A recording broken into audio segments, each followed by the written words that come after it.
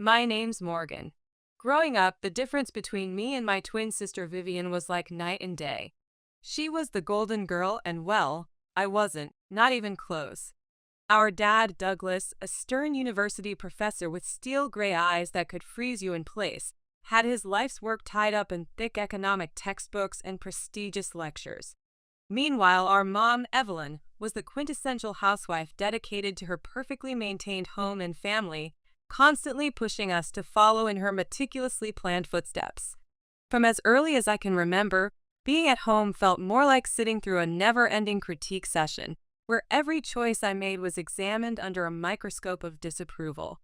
My chest would tighten each time I walked through that front door, knowing judgment awaited me inside. My parents had crafted an elaborate blueprint for the perfect family, and it definitely didn't include a daughter who wore paint-splattered clothes, sketched constantly, and liked to lose herself in music rather than social gatherings. "Morgan, why can't you be more like your sister?" was my mom's favorite line, usually tossed my way when I showed up at breakfast with my headphones firmly in place, desperate to block out the world and the weight of their expectations. Those words stung every time, like tiny needles pricking my skin. Vivian, on the other hand, basked in the warm glow of their approval, soaking it up like a flower turning toward the sun. "I just don't get why it's so hard for you to put on a nice dress and smile more," she'd say, flipping her perfect blonde hair over her shoulder with practiced elegance. "It would make things so much easier for everyone." Her perfectly manicured nails would tap impatiently against the table as she spoke, the sound drilling into my brain. It was like she was from a completely different planet, one where conformity was oxygen and approval was water. One particularly grueling Saturday, as our family prepared for one of Dad's faculty parties, a total snooze fest dressed up as an intellectual gathering but mandatory appearance for us, I decided to rebel in the smallest way I knew how. My heart pounded with nervous excitement as I put on my darkest eyeliner, carefully rimming my eyes until they looked dramatic and intense, and pulled on a pair of distressed combat boots that definitely did not meet the Thompson family standard of appropriate footwear. "You're not going out like that, are you?" Mom caught me on the stairs, her eyes darting down to my boots as if they were covered in toxic waste. Her perfectly lined lips pressed together in that familiar way that made my stomach clench with a mixture of guilt and defiance. I shrugged, my standard defense mechanism kicking in. "Don't see why not." The leather of my boots creaked slightly as I shifted my weight, standing my ground. She sighed, that long, drawn-out kind that seemed to come from the depths of her soul, the one that said I was the biggest disappointment in her perfectly ordered world. I could almost feel the weight of it pressing down on my shoulders. "Please, Morgan, just this once, can't you try to fit in? Professor Williams from the economics department will be there with his wife. They're very influential." Her voice had that pleading tone that somehow managed to be commanding at the same time. "What for?" "So you can pretend we're the perfect family." I shot back, my voice rising with the frustration that had been building inside me for years. I was tired of the same old song and dance, tired of being the imperfect puzzle piece in their perfect picture. "I'm not going to pretend to be someone I'm not just so Dad can impress his colleagues." "It's not about pretending, it's about showing respect for your dad and his position," she argued, her voice taking on that sharp tone that meant business. Her fingers nervously adjusted the pearl necklace at her throat, a habit she had when she was trying to maintain control. Vivian, overhearing our exchange, came trotting down the hallway, her heels clicking on the hardwood like a judge approaching the bench. Each step seemed to announce her superiority, the sound echoing in my chest. "Mom's right, Morgan. It's not that hard to look decent for one evening. Why do you always have to make things so difficult for everyone?" Her voice dripped with that special blend of condescension and fake concern that only Vivian could perfect. The diamond earrings our parents had given her for her birthday caught the light as she tilted her head, waiting for my response. "Maybe I don't want to be a clone of you, Vivian," I snapped, feeling my face flush hot with anger and hurt. My hands balled into fists at my sides as I tried to contain the emotions threatening to overflow. "Maybe I'm tired of being compared to you every single day of my life." I hated these arguments, hated being compared, but more than anything, I hated feeling like the odd one out in my own home, like some strange interloper who'd accidentally been born into the wrong family.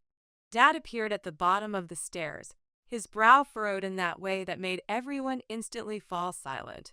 The temperature in the hallway seemed to drop 10 degrees. "Enough," he commanded, his voice firm but controlled. "Morgan, go change now. We're leaving in 10 minutes. The Chancellor will be there tonight, and I won't have you embarrassing the family." His tone left no room for argument. He didn't yell, he didn't need to. The disappointment etched in the lines around his eyes was enough to send me marching back to my room, my heart heavy with resignation. I swapped my beloved boots for bland beige flats and wiped away half my eyeliner, watching my small act of rebellion disappear with each swipe of the cotton ball. As we drove to the party, the car was stony silent except for the classical music Dad insisted on playing because it was culturally enriching and calming. I stared out the window, the trees blurring past in the fading light, each one seeming to rush away from me just as my freedom did. In that moment, my heart aching with loneliness, even surrounded by family, I promised myself, someday I'd live a life where no one could tell me what to wear, how to act, or who to be. Someday, I'd be free from the suffocating echo of these expectations. Someday, I'd find the courage to live for myself. My room was the only corner of the house where I could pretend I was somewhere else, anywhere else that welcomed the real me. Unlike the rest of the house, with its carefully curated furnishings and pretentious artwork chosen by my mom. It wasn't much, just 4 walls covered in colorful sketches and indie band posters. But it was my sanctuary, my escape from the reality of my family's crushing expectations. One evening, as I was trying to lose myself in a playlist of my favorite bands, the music flowing through me and loosening the knot of anxiety that seemed permanently lodged in my chest, Dad knocked once sharply and marched into my room without waiting for a response. His face was set in that familiar frown that made my stomach instantly tighten. "Morgan, turn that noise down immediately. And why haven't you studied with Vivian today? You know you both have exams coming up," he said, his voice stern and cutting through my momentary peace like a knife. His eyes roamed disapprovingly over my sketchbook lying open on the desk, filled with charcoal drawings instead of economic formulas. I pulled out one earbud and looked up at him, trying to keep my voice even despite the frustration already bubbling up inside me. The music continued to play softly in my other ear, a small act of defiance. "I've been studying, just not with Vivian. I learn better on my own." My fingers nervously played with the cord of my headphones. "Our approaches are completely different." Dad shook his head, clearly not buying it. His shoulders squared as he prepared to deliver another lecture. "You know the rules in this house. Your sister gets excellent grades, and you should be doing the same. I don't see why you always have to make things so difficult. Your attitude is becoming a real problem, Morgan. It's not about making things difficult," I said, my frustration growing with each passing second. My voice cracked slightly with emotion. "I just don't see why I have to follow Vivian's way of doing everything. Can't I have my own way of studying, my own interests? Is that really so terrible?" He didn't respond to that, just switched his complaint, his eyes now fixed on a photo pinned to my corkboard, me and my friends from the local art class, smiling with paint-splattered faces. "And those friends of yours I saw you with at the cafe yesterday. I don't think they're a good influence. That girl with the blue hair looks completely unprofessional. You should be spending time with my colleagues' daughters. They're more suitable companions who understand proper decorum." His voice carried that unmistakable tone of judgment that made my blood boil. I felt my temper rise, a flush of heat spreading up my neck and into my cheeks. "Suitable for what exactly? For you? Because they talk about economics and pretend to enjoy those mind-numbingly boring university gatherings?" My words came out sharp and bitter, like darts I couldn't hold back. Before he could answer, Mom appeared at the doorway, her voice sharp as she joined in. "Morgan, your dad is right." She stepped into the room, her perfume overwhelming the small space. "Those girls are from good families with proper values. They know how to behave in society. They're the kind of friends you should want if you're ever going to amount to anything." I stood up, facing both of them, my heart pounding so hard I could feel it in my throat. What if I don't want friends who are picked for me like accessories to match my outfit? What if I want to choose my own friends, choose what I study, or even what I want to be? My voice grew stronger with each word. What if I want to pursue art instead of economics? That's enough, Morgan, Mom said, her tone final, cutting through the air like a guillotine. You know your future is with the university. Your dad has made sure of that. The art thing is a hobby, nothing more. And after you graduate, you'll need to start thinking about settling down properly. We've already discussed this many times. Settling down?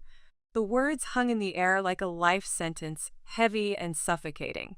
You mean start thinking about being someone's perfect wife like Vivian? Is that all you think I'm meant for? Living someone else's idea of a perfect life while ignoring everything I actually care about? Mom's face softened slightly, but her voice remained firm. We want what's best for you, Morgan. Following the path we've set out will give you a good life with security and respect. You're being extremely ungrateful. A good life? I repeated, the irony bitter in my mouth as I fought back tears of frustration. Is it a good life if it's someone else's idea of good? If it makes me miserable every single day? No one answered that. They didn't need to. The silence spoke volumes. We all knew there was no point in arguing further. They had their plans carefully mapped out, and they expected me to fall in line, just like Vivian, erasing myself piece by piece until I fit perfectly into their mold. After they left, I sat on my bed, clutching my sketchbook to my chest like a shield, wondering how much longer I could keep suffocating my true self before there would be nothing left of me at all. Vivian and I were like two sides of the same coin. We are always together physically, but never on the same page mentally or emotionally. At the prestigious university where Dad taught and held significant influence, the differences between us grew even more painfully obvious. She was into business management, the golden child, always nodding along in lectures, asking smart questions that made professors nod appreciatively, her leather-bound planner filled with perfectly organized notes and color-coded tabs. Me? I was stuck in the same program, but it felt like wearing a shoe on the wrong foot, awkward, uncomfortable, and just plain wrong. Every economic theory might as well have been in a foreign language for all the meaning it held for me. I'd doodle in the margins of my notebooks, creating intricate designs and tiny portraits while my mind wandered to the art classes I wished I could take instead. One afternoon, as I trudged through a mountain of textbooks in the library, my eyes burning from staring at graphs and formulas that refused to make sense to me, Vivian breezed in like a fresh wind, her cashmere sweater perfectly pressed, her notes organized in color-coded folders, her smile ready and practiced. Hey Morgan, you coming to the study group tonight? Professor Hall mentioned he's dropping by to give some insider tips on the final. Could be good for us to show face, she said, her tone light but insistent as she set her designer bag on the table. The expensive leather made barely a sound, unlike my frayed canvas backpack covered in hand-drawn designs. I glanced up, feeling the weight of her expectations pressing down on me like a physical force. My stomach knotted with familiar dread. No, I don't think so. Those things aren't really my scene, you know. I can't stand another 3 hours of competitive brown-nosing. She frowned, placing her books down with a thud that matched her disapproval. The sound echoed through the quiet library, drawing glances from nearby students. It's not about it being your scene, Morgan. It's about making the right impressions on the right people. You need to start taking this seriously. We're graduating soon, and Dad can't pull strings forever. Her perfectly manicured nails tapped impatiently on her economics textbook. I shrugged, turning back to my notes, which were more doodles than actual information. A small sailboat I'd drawn seemed to be trying to escape off the edge of the page, much like I wished I could. I am taking it seriously, just not in a way that makes me completely miserable. Why bother pretending to be passionate about something I hate? Because, Morgan, sometimes you have to play the game to get ahead. You think I like all of this? She gestured around at her perfectly tabbed textbooks and color-coded notes, frustration edging into her voice. It's not about liking. It's about doing what's necessary to secure your future. That's what adults do. I shook my head, pushing back my chair with a scrape that felt like a small act of rebellion.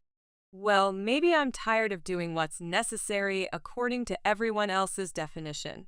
Did you ever think of that? Maybe I want to find my own path. Her voice softened, but her eyes remained hard as polished stone. Morgan, I'm just trying to look out for you. Dad's not going to be around to sort things out forever. What are you going to do if you keep alienating everyone who matters? Your art won't pay the bills. Maybe I'll figure it out on my own. Maybe I don't need to follow Dad's road map or yours. I shot back, feeling a surge of defiance coursing through me like electricity. Maybe there's more than one way to live a successful life. Vivian sighed, her frustration clear in the tight set of her shoulders. You're so stubborn it hurts. Just try, okay? Show up tonight and talk to Professor Hall. It won't kill you to make an effort for once. I looked at her and saw not just my annoyingly perfect sister, but someone who actually cared in her own misguided way. Behind her perfect facade, there was a flicker of genuine concern that made my resolve waver. Fine, I'll think about it, I conceded, not ready to promise more. My fingers absently traced the outline of the sailboat on my page. Thank you, she said, her smile returning like the sun breaking through clouds. It's not that bad, you know. You might even like it if you gave it a chance. They're discussing investment strategies for emerging markets. Doubt it, I muttered under my breath. But I knew I'd lost this round. For Vivian, I'd show up, sit through another boring discussion, and nod at the right times. It was just a few hours, I told myself. How bad could it be? As it turned out, not as bad as I thought. Professor Hall was surprisingly interesting when he wasn't lecturing from a podium. I even asked a question about economic impacts on arts funding, which earned a shocked but pleased look from Vivian. Later, as we walked back to our dorm under a sky filled with stars, Vivian nudged me with her elbow, a genuine smile on her face. See? Not so terrible, right? You actually participated. For that brief moment, the wall between us didn't seem quite so high or insurmountable. That fragile peace didn't last long, however. In our last year, Vivian introduced us to her fiance, Wesley, a corporate lawyer 10 years her senior, already well established with a corner office and the kind of confident smile that came from never having to worry about money. He was exactly what our parents had dreamed of for their daughters. Mom and Dad were over the moon, practically glowing with pride as they praised Vivian for making such a strategic match, and immediately turned their expectant eyes on me like searchlights seeking out a fugitive. Now, Morgan, it's your turn to find someone suitable, Dad said one evening over a dinner that felt more like an inquisition. His tone implied that my time was running out, like some invisible clock was ticking down the seconds of my worth. The crystal glasses clinked too loudly in the silence that followed. Mom nodded enthusiastically, her eyes bright with plans, already mentally arranging my future as if it were another one of her well-organized home projects. Think about your future, dear. You need someone who can provide for you, who has good standing in the community. Wesley has a friend at the firm who's single. Perhaps we could arrange something? I remember staring at my plate, the food turning to ash in my mouth, feeling the walls of the dining room close in around me like a beautifully decorated prison. My fingers gripped my fork so tightly my knuckles turned white. The thought of being passed from my parents to some unknown man like a business transaction made my stomach turn. Vivian's wedding was meticulously planned down to the last detail by Mom, from the exorbitantly priced bridesmaids' dresses to the imported floral arrangements, showcasing her perfect vision of family prestige. I stood beside my sister in a dress that felt like a costume, smiling until my face hurt, while inside I was screaming. After her wedding, Mom often visited Vivian in her new luxury home, doling out advice and ensuring her life played out just as she had orchestrated, like a puppet master pulling invisible strings. I watched my sister's spontaneity and laughter slowly fade with each passing week, replaced by a polished veneer of perfection. Witnessing this transformation, I knew one thing for certain with every fiber of my being. I didn't want my life tailored by someone else's hands. The thought of it made me feel like I was drowning in the open air. One crisp autumn day, I was walking aimlessly through the arts district downtown, lost in thoughts of how to escape the life my parents had mapped out for me. My student loan debt weighed heavily on my mind, making me feel trapped even as I yearned for freedom. That's when I heard it, the deep, rumbling growl of a motorcycle approaching, the sound vibrating through my chest like a second heartbeat. Curiosity pulled me toward a small gallery where a crowd had gathered around what appeared to be a metal sculpture exhibition. That's when I saw him, Ryder, with his worn leather jacket and carefree smile that seemed to promise adventure, arranging a striking metal sculpture that caught the light like living fire. His strong, skilled hands moved with surprising gentleness over the twisted metal forms. Our eyes met across the room, and something electric passed between us, making my heart skip and then race. He moved toward me with easy confidence, wiping his hands on a rag. "You look like someone who appreciates art that breaks the rules," he called over to me, a playful twinkle in his deep blue eyes. "What do you think of this piece? Too aggressive or not aggressive enough?" He gestured to a sculpture that seemed to be simultaneously breaking apart and coming together.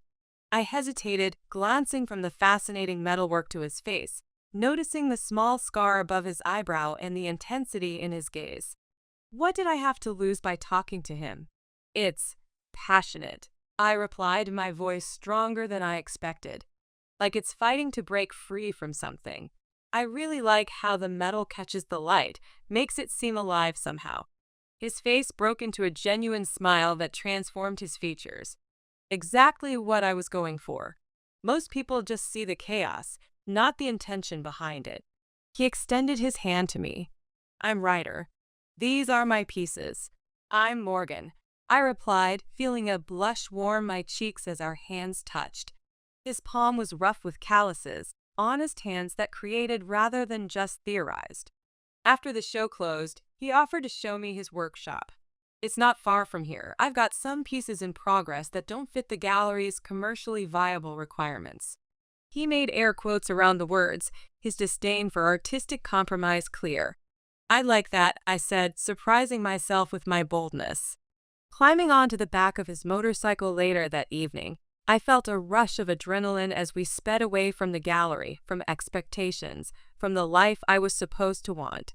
The wind whipped through my hair, and for the first time in a long time, I laughed, the sound bubbling up from somewhere deep inside me that had been silent for too long.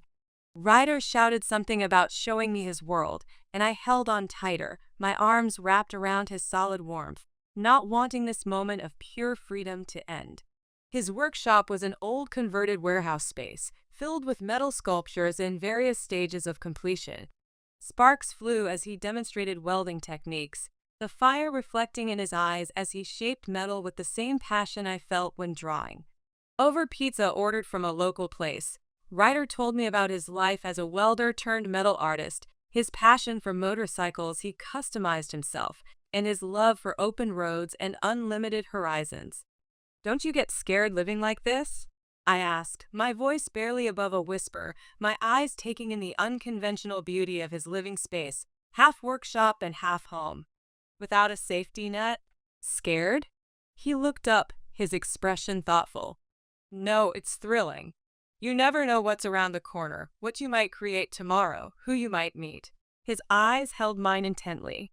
"Isn't that better than having everything planned out for you? Having the adventure written before you've lived it?" His words resonated through me like a bell being struck. Over the next few weeks, we met whenever we could. Each ride on Ryder's motorcycle, each visit to his workshop, each conversation about art and passion and purpose pulled me further from the life I was supposed to live and closer to the life I desperately wanted. The speed, the creativity, the freedom, it wasn't just about the thrill. It was about feeling truly alive, about being seen for who I really was for the first time. One evening, as we watched the sunset from the roof of his building, the sky painted in fiery oranges and deep purples that no artist could perfectly capture, Ryder turned to me, his expression serious but tender. "Morgan, I don't just create art to make pretty things. I create to feel alive, to make every moment count, to transform the ordinary into something meaningful. With you," his voice softened, "every moment feels like it's worth something, Like it matters. I leaned into him, my heart beating fast, feeling more myself than I ever had before. I've never felt like this before, I admitted, my voice catching. You make me feel free to be who I really am, Ryder. Not who someone else wants me to be. He smiled, pulling me closer under the vast expanse of the darkening sky. Then let's not go back to just existing. Let's live. Let's create something beautiful together, a life on our own terms. As the stars began to appear above us, I felt something inside me falling into place, like the final piece of a puzzle I'd been trying to solve my entire life. 6 months with Ryder felt like a lifetime of moments I'd always dreamed of but never thought possible. We collaborated on art pieces, my designs brought to life through his metalwork, creating something uniquely ours that local galleries were beginning to notice. For the first time, I was following my passion without apology, and the freedom was intoxicating. The day he proposed under a canopy of stars, with the gentle rumble of his bike in the background and the scent of metal and possibility in the air, my heart screamed a yes before my mouth could form the word. Tears of joy streamed down my face as he slipped a ring on my finger, one he'd crafted himself from silver and copper, unique and imperfect and absolutely perfect. It was everything I'd ever wanted, except for one looming hurdle: my parents. I wrestled with the fear of introducing Ryder to them, my stomach in knots whenever I thought about it. He was everything they disapproved of: his rough edges, his wild spirit, his creative yet unstable career as a metal artist and custom motorcycle builder. But love bolstered my courage, and I decided it was time they knew. "Are you sure about this?" Ryder asked me the morning we planned to visit them, his eyes searching mine with concern. "We could just elope, you know. Vegas is calling our name." His attempt at humor couldn't quite mask his nervousness. "I'm sure. They should know who I am and who I love. I'm not ashamed of us," I said, squeezing his hand. The day I brought Ryder home, he was clad in his cleanest jeans and a button-up shirt that couldn't quite disguise the tattoo peeking from his collar. I loved that about him. Even when trying to make a good impression, he remained unapologetically himself. My heart pounded like a bass drum as we walked up the manicured path to the front door, and I could already feel the weight of my parents' judgment pressing down on me. As we stepped inside the immaculate foyer, Mom's face went pale at the sight of Ryder, her eyes widening in shock. She clutched her pearl necklace as if needing something to hold on to. "What in the world, Morgan?" she gasped, her voice barely a whisper, brittle as thin ice. Dad's reaction was harsher, his words sharp as knives as he took in Ryder's appearance from head to toe. "Who is this individual, and why is he dressed like that in our house?" His voice dripped with disdain, each syllable a precise cut. I took a deep breath, trying to center myself, Ryder's solid presence beside me the only thing keeping me steady. "Mom and Dad, this is Ryder," I said, fighting to keep my voice from trembling. He's the man I love. We're getting married." I held up my hand, showing my ring that sparkled in the light, unlike any traditional engagement ring they'd approve of. Their silence was deafening, like the calm before a violent storm. Then Dad turned to Ryder, his tone laced with the kind of condescension he usually reserved for underperforming students. "Married? What exactly do you do for a living, young man? What are your qualifications? Where did you attend university?" Ryder, bless his unwavering spirit, didn't flinch or cower. He stood tall, his voice steady and dignified. "I'm a metal artist and custom fabricator. I specialize in sculptural metalwork and motorcycle customization. I took specialized welding courses after high school and apprenticed under Martin Reeves for 5 years. His pride in his work was evident in every word. "I work with my hands and my heart, and I make an honest living doing what I love." The look on my parents' faces was a theatrical mix of horror and disbelief. Mom actually swayed slightly, reaching for the wall to steady herself. "A welder? A motorcycle mechanic?" Dad's voice rose, anger flaring like a sudden fire. "Morgan, you can't possibly be serious. You expect us to give our blessing to this? To throw away your entire future for a manual laborer?" I felt my resolve harden, anger rushing through me like molten metal. Yes, because he makes me happy. He supports my art. He sees me for who I really am. Isn't that what should matter? My voice grew stronger with each word. Or is your approval conditional on me erasing myself completely? But the life you'll lead. Mom started, her voice tremulous, her perfect makeup unable to hide the distress in her eyes. Will be the life I choose. I shot back, my own voice gaining strength from somewhere deep inside me. A life filled with creativity and purpose and love, not appearances and obligations and empty prestige. Dad shook his head, his decision clear in the hard set of his jaw. We cannot and will not support this nonsense. If you choose this lifestyle, don't expect to be a part of this family. We have standards, Morgan. Expectations. This is not what we raised you for. The finality in his tone broke my heart, but not my decision. Ryder squeezed my hand, giving me the strength to face them, his touch reminding me that I wasn't alone anymore. Then I choose Ryder. I choose us. I choose my happiness and my art and a life that means something to me. Mom's eyes filled with tears, mascara creating tiny rivers down her carefully powdered cheeks, and Dad's jaw clenched so tight I could see a muscle twitching in his temple. If you walk out with him, don't bother coming back. You'll regret throwing away everything we've given you, Dad said, his voice cold and final as a slammed door. As we walked out, the beautiful front door closing behind us with a decisive click, I felt a strange mixture of heartbreak and liberation washing over me. It hurt, of course it hurt, but for the first time in my life, I was choosing my own path, regardless of the cost.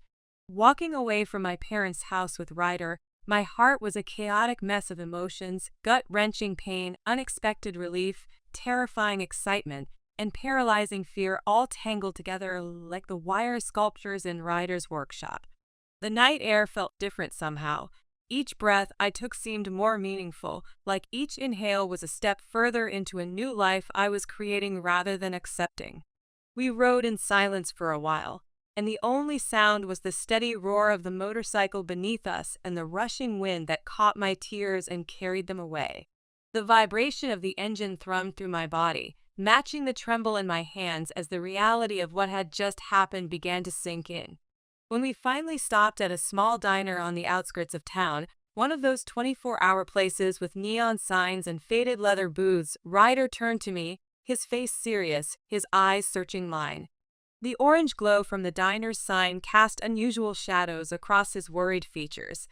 You sure about this, Morgan? I mean, really sure? There's no going back after tonight, he said, his voice gentle but concerned. I know how much your family means to you, despite everything. I don't want you to wake up one day resenting me for coming between you. I looked into his eyes, seeing the genuine worry there, and something inside me settled. I nodded, squeezing his hand so tightly my knuckles turned white. I've never been more sure of anything in my life, I said, my voice stronger than I expected. Being with you, creating with you, this feels right. It feels like what I was always meant to do. They'd never accept the real me anyway. He smiled that reckless, charming smile that had captured my heart the first day we met, relief washing over his features. All right then, let's do it. Let's build our life together, one day at a time. Inside the diner, with its chipped formica tables and smell of coffee and pie, we found a quiet booth in the corner away from the few late-night patrons. The waitress, a woman with kind eyes and a name tag that read Betty, brought over 2 steaming mugs of coffee without asking, sensing perhaps that we needed comfort. So what's first? I asked, stirring cream into my coffee, watching it swirl and blend, transforming the bitter black liquid into something softer. My mind was racing with all the practical concerns I'd been sheltered from my entire life. We'll need to find a place to stay. My workshop has the loft space, but it's pretty basic right now. We can fix it up, make it comfortable for both of us. Then we'll focus on building your portfolio and my client base. I have some friends in the art community who can help us get started, Ryder replied, his tone practical but optimistic. His fingers traced patterns on the table as he spoke, always creating, even in idle moments. It's going to be tough, isn't it? I said, more a statement than a question. The reality of what we were doing, walking away from financial security, family connections, the safety net I'd had my entire life, was beginning to sink in, bringing with it a wave of anxiety that tightened my chest. Ryder reached across the table, his hand covering mine, warm and solid and real. His palm was calloused from years of work, so different from my dad's smooth academic hands. "It might be, I won't lie to you," he said, his eyes meeting mine with unwavering honesty, "but we'll handle it together. Tough is nothing new for either of us, right? You've been fighting to be yourself your whole life. I've been building something from nothing since I was 17. We know how to work hard and weather storms." I couldn't help but laugh, a short, sharp burst of genuine amusement that surprised me. Right? Together. The word felt different now, weighted with promise and possibility rather than obligation. We spent hours in that diner, talking and planning our future over endless cups of coffee and slices of homemade pie. Every so often, Ryder would throw out an idea that sounded so wild, so free, so unlike anything I'd ever considered possible, that it made my heart jump with both fear and exhilaration. "And maybe one day, once we're established, we'll save enough to take that road trip across the country, visiting all the quirky art. And maybe one day, once we're established, we'll save enough to take that road trip across the country, visiting all the quirky art installations and metal scrap yards, sketching and gathering materials as we go. Just you, me, and the open road ahead," Ryder said, his eyes bright with visions of the future. "We could document the journey, create a series of collaborative pieces inspired by each place." "I like that," I said, allowing myself to dream bigger than I had ever dared before. My mind was already filled with images of vast landscapes and the art we might create together. For the first time, I felt like I was planning a future I actually wanted, not one I was resigned to endure. A journey of discovery, both artistic and personal. A warm feeling spread through my chest as Ryder reached across the table to brush a strand of hair from my face, his touch gentle despite his calloused fingers. In that moment, despite the uncertainty ahead, I knew with absolute certainty that I'd made the right choice. Riding back into the city under a sky filled with stars, we began our search for a new life. The next weeks were a blur of activity, exhilarating, terrifying, and more fulfilling than anything I'd ever experienced. We transformed Ryder's industrial workshop into a proper living space, partitioning off a corner for my art studio where natural light flooded in through the large windows. I strung fairy lights around the metal beams, softening the industrial edges while honoring their raw beauty. Ryder expanded his client base, taking on more commercial welding projects to establish a steady income while continuing to create his metal sculptures. I began selling my artwork online, starting small with digital prints and custom illustrations. Every sale, no matter how modest, filled me with a sense of validation I'd never felt from my parents' grudging approval. Life was challenging in ways I'd never experienced before, counting every dollar, learning to cook for ourselves instead of ordering takeout, discovering the surprising cost of basic necessities. But it was ours. We made do with what we had, and every night when we came home to each other, exhausted but fulfilled, it felt like we had everything that truly mattered. "This piece is really coming together," Ryder said one evening, stepping back from a collaborative sculpture we were creating, my design brought to life through his metalwork. Sweat beaded on his forehead from the heat of the welding torch, but his eyes shone with satisfaction. "Your vision translated perfectly into 3 dimensions." I studied the piece, an abstract representation of breaking free from constraints, my heart swelling with pride. "It's even better than I imagined," I admitted, squeezing his arm. "We make a good team." "The best," he agreed, pressing a kiss to my temple, leaving a smudge of soot that made us both laugh. Months later, we decided it was time to make it official and got married in a small, intimate ceremony at a local sculpture garden. I wore a vintage dress I'd found at a thrift store and modified myself, adding hand-embroidered details that told our story. Ryder wore a simple dark suit with a metal boutonniere he'd crafted himself. We wrote our own vows, promising to support each other's creativity and independence always. I held on to a sliver of hope that my family would show up, that they would see how happy I was and let go of their prejudices. But the chairs reserved for them remained empty, and no congratulatory messages came.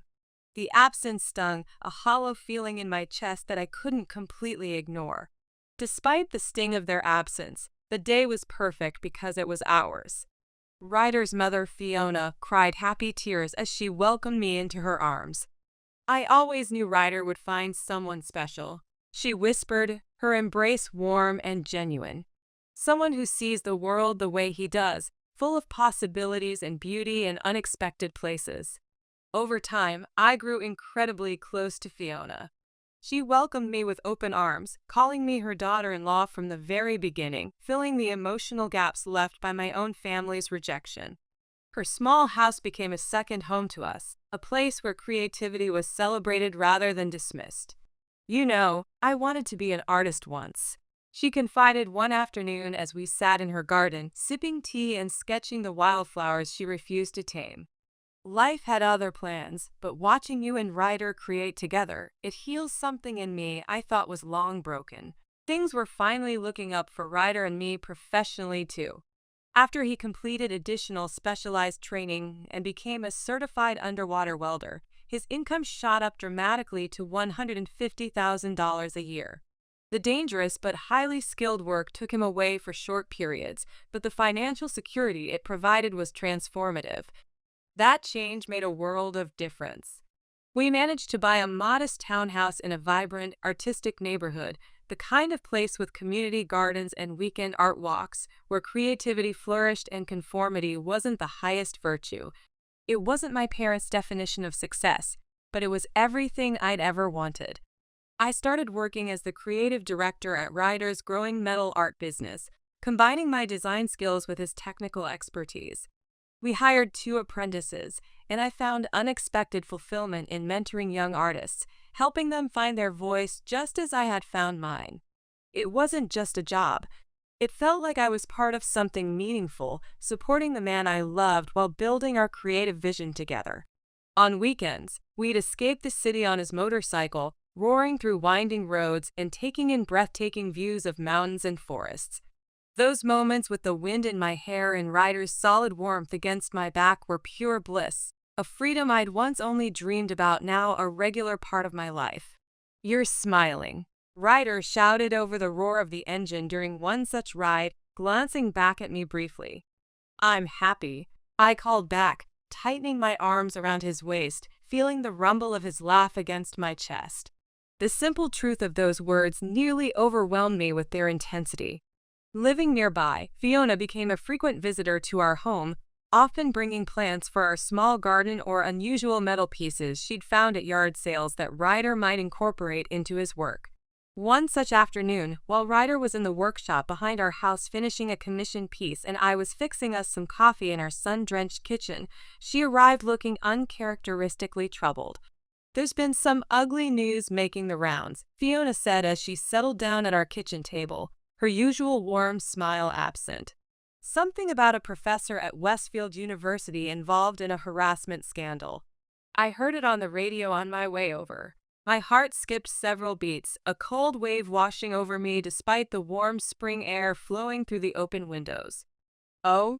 Did they say who it was?" I tried to keep my voice steady, dreading the answer but already knowing deep down. She shook her head, her eyes concerned as she watched my reaction. "No, they didn't mention a name on the radio, but you know how these things go in a university town. It's probably all over the TV and social media by now."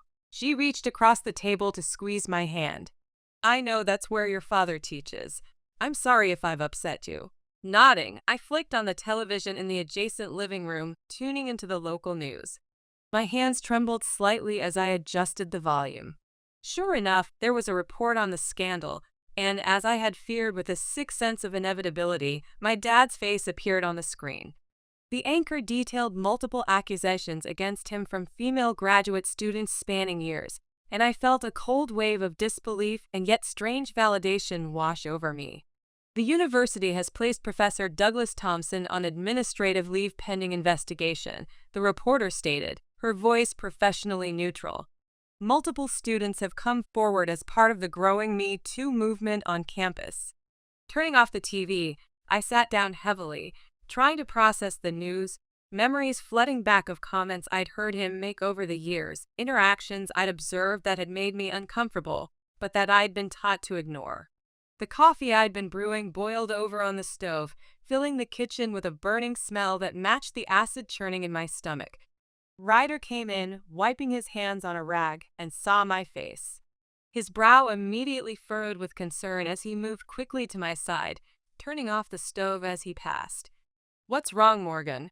You look like you've seen a ghost." His hand on my shoulder was steady, grounding. I swallowed hard, my voice barely a whisper when I finally found it. "It's my dad. He's been accused of sexually harassing multiple students. It's all over the news."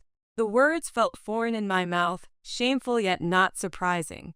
Ryder's expression hardened for a moment before he knelt beside my chair and took my hand. His eyes, filled with compassion, searched mine. "I'm sorry, Morgan. That's tough news to hear, no matter what your relationship with him is like. How are you feeling about it?" The question was so simple yet so profound. No one in my family would have ever asked how I felt about anything. They would have been concerned about appearances, about damage control, about what people would think. But Ryder wanted to know about my feelings. I shook my head, a confusing tangle of emotions making it hard to articulate any single thought. "I don't know, I'm shocked but..." "Not shocked?" Part of me always knew there was something off about how he interacted with female students. I saw things. My voice trailed off as memories surfaced of uncomfortable moments I'd witnessed and comments I'd heard. "It's not your fault. None of this reflects on you. His actions are his own," Ryder said firmly, somehow reading the guilt in my expression. I nodded, grateful for his understanding, but still feeling a strange sense of responsibility. "I don't know what to do. Should I reach out to Vivian or my mom? It's not like we're close anymore." He squeezed my hand, his understanding clear. "Whatever you need, I'm here for you. We don't have to figure it all out right now. This is fresh news, and you need time to process." Fiona, who had been quietly giving us space, spoke up.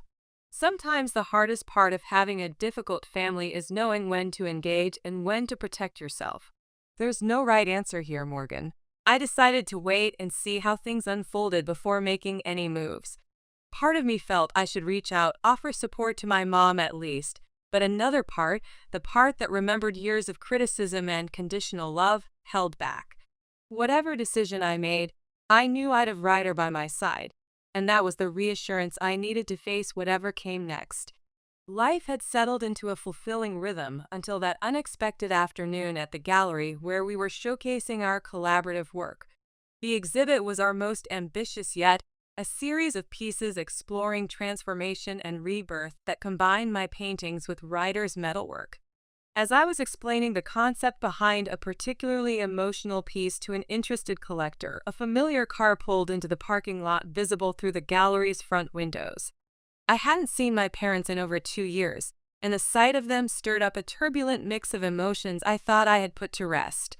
My heart hammered against my ribs as I excused myself from the conversation, my mouth suddenly dry. Both of them looked dramatically changed. The scandal had clearly taken its toll. Mom had lost a considerable amount of weight and looked years older, her once perfect hair now streaked with gray and missing its usual polished style. Dad appeared broken, stooped, a shadow of the stern, authoritative man he once was. His tweed jacket, once a symbol of his academic status, hung loosely on his diminished frame. My mom spotted me through the window and rushed toward the entrance, arms outstretched as if nothing had happened, as if years of distance and disapproval could be bridged in an instant. But I couldn't embrace her, not like this, not now. Instead, I stepped back, feeling Ryder's reassuring presence as he moved to stand beside me, his hand gently touching the small of my back.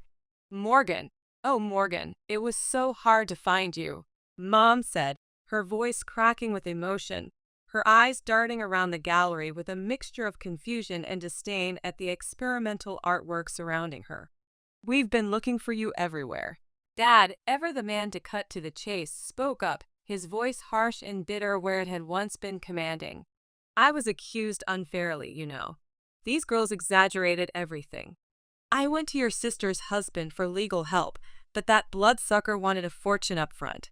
Your sister sided with him, if you can believe it, and now they've essentially kicked us out. We need your help. There was no greeting, no acknowledgement of the years of separation, just demands. I stared at them, disbelief and anger swirling inside me like one of Ryder's molten metal pores. The audacity of it struck me speechless for a moment. Help? After all these years, you show up at my gallery opening and demand help?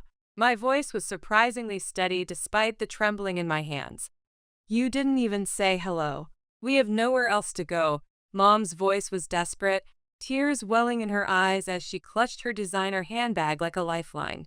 They've disowned us too, can you imagine? Our own daughter and son-in-law. We thought maybe we could stay with you until this all blows over. We should stick together in times of crisis. I almost laughed at the absurdity of it, the sheer hypocrisy. Stay with me? After you disowned me for following my heart? For choosing a life that made me happy instead of miserable? The gallery had grown quiet, other patrons and the owner watching the drama unfold with uncomfortable fascination. You made it crystal clear I wasn't your daughter anymore when I left with Ryder. Dad's face flushed red, his old temper flaring up despite his diminished stature. You owe us, Morgan, after all we've done for you. The education, the opportunities, all the advantages we gave you. His voice rose, drawing even more attention from the gallery visitors. That's where you're wrong, I interrupted, feeling Ryder squeeze my hand in support, his solid presence giving me strength. I don't owe you anything. Parents give to their children out of love, not as an investment they expect returns on. You threw me out because I chose my happiness over your demands. And now you want what? To just move in and pretend like we're a family again because it's convenient for you? The situation was escalating, the confrontation becoming a spectacle. I could see people whispering, some recording with their phones. Mom started to cry more loudly, her sobs theatrical and attention-seeking. You're being cruel and ungrateful after everything we've done for you, she accused through her tears. I took a deep breath, centering myself, finding a calm clarity I wouldn't have believed possible in the face of their manipulation. No, Mom, I'm not ungrateful or cruel. I'm free and happy. I've built a life filled with creativity, love, and genuine connections. I gestured around at the gallery, at the art Ryder and I had created together. You made your choices, and I made mine. Now you have to live with the consequences of yours, just as I've lived with mine. As we calmly walked away, I heard my dad start yelling about family duty and ingratitude, but Ryder discreetly signaled to the gallery's security guard. Please don't let them disrupt the exhibition anymore. They're not welcome here, he said quietly. That evening, after the last guests had left and we were packing up unsold pieces, the gallery owner approached me. Your work speaks of transformation and healing, she said thoughtfully. Now I understand why it's so powerful. It comes from a place of genuine growth. I smiled, feeling lighter somehow, as if the confrontation had released the last lingering doubts about my chosen path. Art saved me, I said simply. Creating something beautiful from difficult experiences, it's the ultimate transformation. The following months flew by, filled with love, creativity, and a peace I'd never thought possible. Our collaborative work gained recognition in the art community, with commissions coming in steadily enough that Ryder would scale back his underwater welding to focus more on his passion projects. My portfolio expanded into new mediums as I experimented with incorporating metal elements into my paintings, creating textured pieces that quite literally broke the frame.